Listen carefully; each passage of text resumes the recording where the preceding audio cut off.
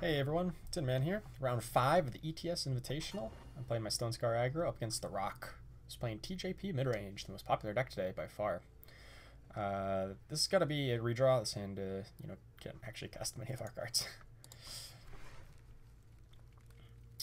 This hand is a decent bit better. It's got two pieces of interaction, Torch and Rapid Shot. It doesn't have a 1-drop, but it's not the end of the world. I think we'll just play Diplo Seal for a Shadow first. That means if we draw another Diplo Seal, we can at least cast that for a fire then. Grab a Shadow, pass on back. I don't have the option to Torch, but he doesn't have any 1-drops that I would want to Torch anyway. That was a pretty decent top deck. Gives us a good way to bridge the gap in between turns, 2 and 4, where our plays are, if we don't need to play one of these tricks. He is playing an Awakened Student, so I can definitely attack for free here. I think in terms of mana efficiency, I want to play the champion here. This will grow to a 3/3, but that's okay. I can Torch it next turn. So I think with that in mind, I want to grab a Shadow off Champion of Chaos. Do I want Overwhelm or do I want Deadly? I think I want Deadly, actually. Overwhelm's just not that impactful against his deck. So I'm going to use Common Cause. Well, I'm going to, Common Cause for a Shadow. Play the champion, attack. And then this doesn't give away what tricks we might have in hand by playing our unit first. He plays another student. He doesn't have a power. Oh, God, he is... Oh, that's not good for him. That is not good at all. Sorry, buddy. It's about the time where we start running you right over. If he tries to double block this, we blow him out with Torch. If he doesn't, he still probably Torch one of them. I kind of want to... Well, no, I probably should save Torch for a Unseen Commando. Let's be real here. If he double blocks, I'll Torch. Or actually, I'll probably Rapid Shot if he double blocks. Yeah, that makes more sense. If he doesn't, I will just get in with attacks, not Torch. This is only bad if he plays power into stand together, but that doesn't seem to be the case. All right, let's just stay space here.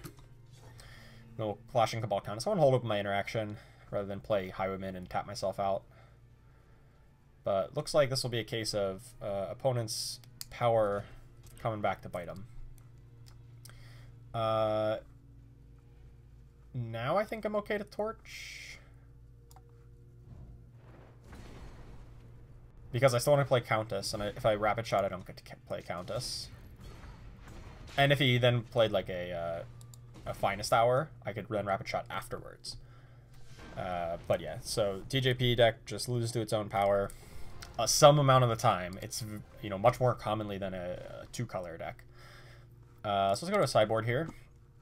I've already made up my sideboard from a previous TJP matchup. Basically, we're taking out the 4 Grenadin drones and 2 of the Pyro Knights. And we're putting in 4 Suffocates and 2 more Cabal Countess. Cabal Countess is pretty good to attack into their guys by flashing it in and then buffing it. It's then 6 power, can attack into all of his stuff. Whereas the Grenadin drones and Pyro Knights just get caught up in the lightning storms that he's about to bring in. You really enjoy playing that deck? You bet I do.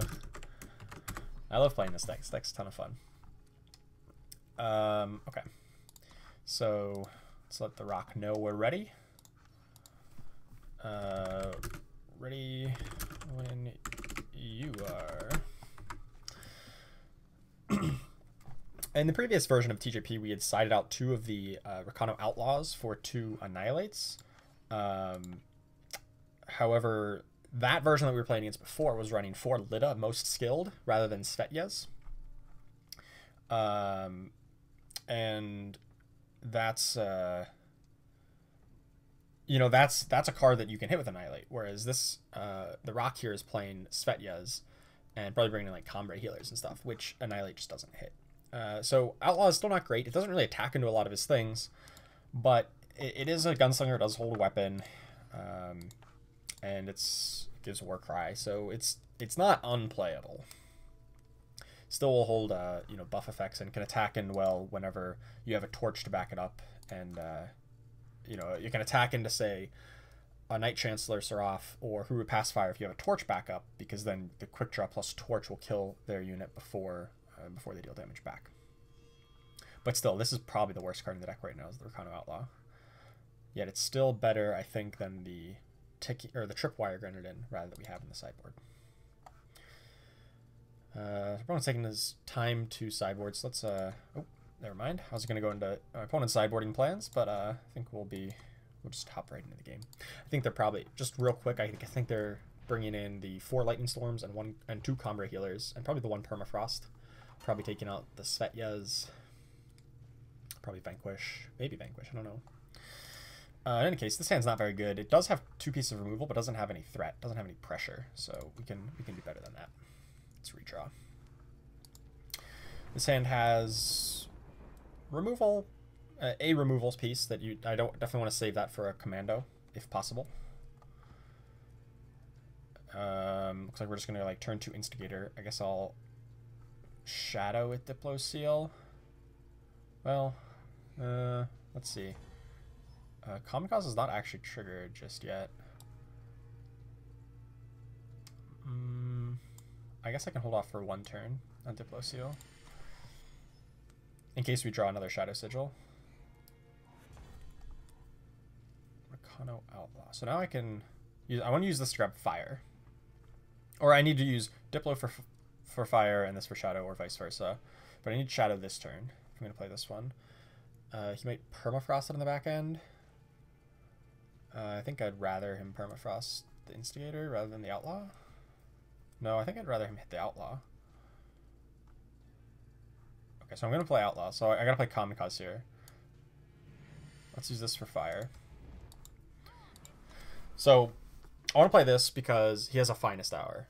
He just had a pause there, so he has a Finest Hour. Because if he plays something like a Huru Pacifier, I can then tap it down with a Cinder Yeti and attack in and get a Warcry, which is much more valuable in the early game than attacking in with a 3/3. The 1 extra point, that is. So now I got to use Diplo Seal for... It doesn't really matter, since I'm going to play Cinder Yeti, and I have both the others. I think Shadow is more useful than Fire, like I said, because of the champion last game. You want Deadly more than you want... you want Deadly more than you want... Overwhelm. Man, sorry, I mentally blanked there for a little bit. Our opponent is stuck on, doesn't have any time influence, so no Equivocates, no Awakened Student, no Knight Chancellor, no Stand the Others. He probably boarded out Stand the Others, to be fair. We're going to try to use the Suffocate on an Unseen Commando, and if we have to, this Rapid Shot on a Shelter Wing Rider.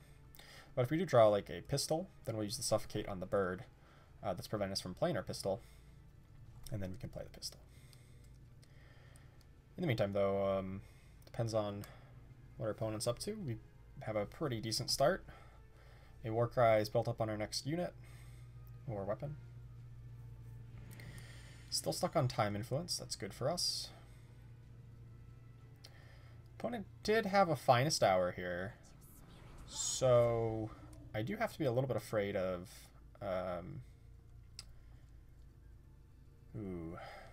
I have to be a little bit afraid of Suffocate, like holding on to Suffocate for too long, because then he plays the threat and then backs it up with Finest Hour. I don't think he has an Unseen Commando, because I think Unseen Commando plus Finest Hour made a lot more sense this turn, rather than Shelter Wing Rider. So I think for that reason, I'm going to Suffocate the Pacifier and then play Champion of Chaos. I get to attack first, though, and I can Rapid Shot if he blocks.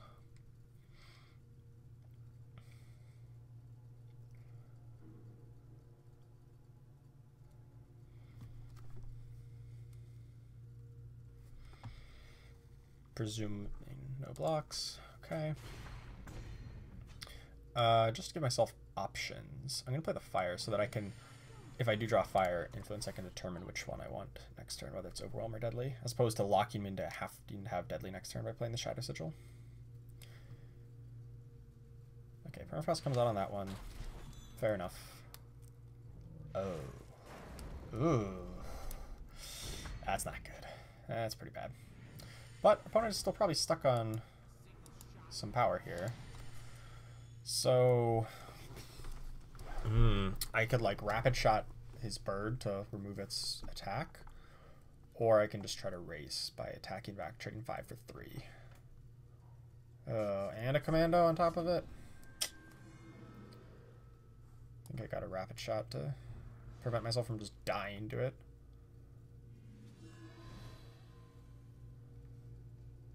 And he does have a finest hour. Oh my god, this works. Somehow this works. Oh, even through a finest hour, because it only buffs up to 5, and I have now 6 attack. Oh, buddy. Man, the Warcry is really paying off here.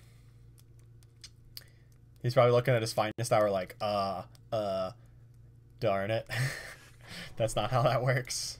And now he has 0 attack. I'm getting him for 0 power on board. Oh my god, what a top deck. Running hot today. Now we just need another Highwayman, of course. Why not? Let's Highwayman. I know he has a finest hour. So I think I just hit him with this. With the ping.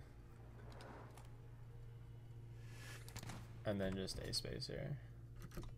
Because if I ping this and then he tries like block and then he just finest hours and he dies anyway. Now he trades finest hour for the Highwayman, but I get a Warcry off. I get a free attack through here. And I got the extra ping damage because we knew about that. That was coming in. Now he's in chump block mode. 6-4 is going to be pretty beefy. God, that pistol draw.